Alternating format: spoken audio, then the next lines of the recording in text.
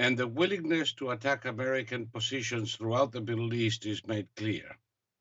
Well, and unfortunately, and this is not the first time we have this conversation, I trust the Biden administration very little when it comes to an appropriate response.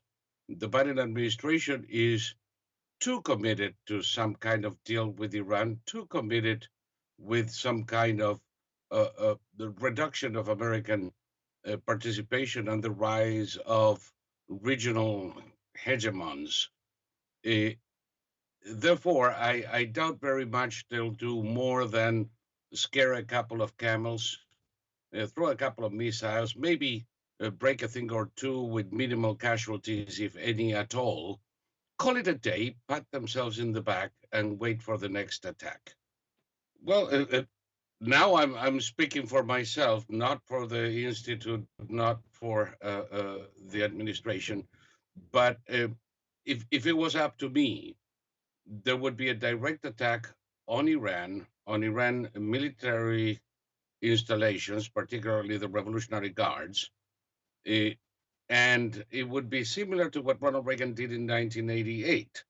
A destruction of their navy, a destruction of their offensive capabilities. Well, they were in 1988 to a degree. If you destroy Iran's capability to project power, then for at least a while they won't be able to.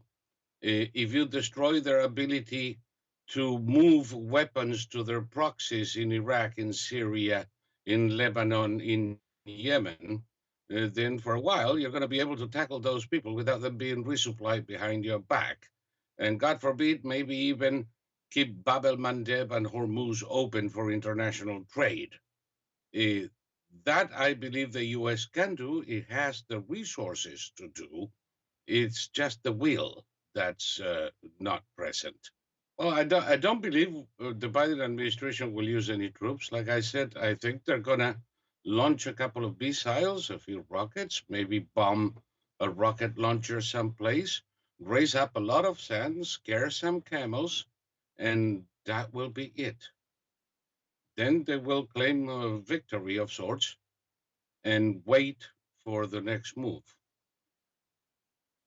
And unfortunately, every time we do not reply in force, Iran is emboldened and it moves on to even greater attacks, not only on US facilities, but as you know too well, in Kurdistan, in Lebanon, in Israel. And this is not something that we should tolerate anymore. Oh, definitely not the strength of these groups. The biggest, meanest, most capable army in the planet is worth nothing without the will to use it. We could obliterate Iran's offensive capabilities and their navy in a matter of hours without having to deploy anywhere, just out of bases in the US. But the will is not there.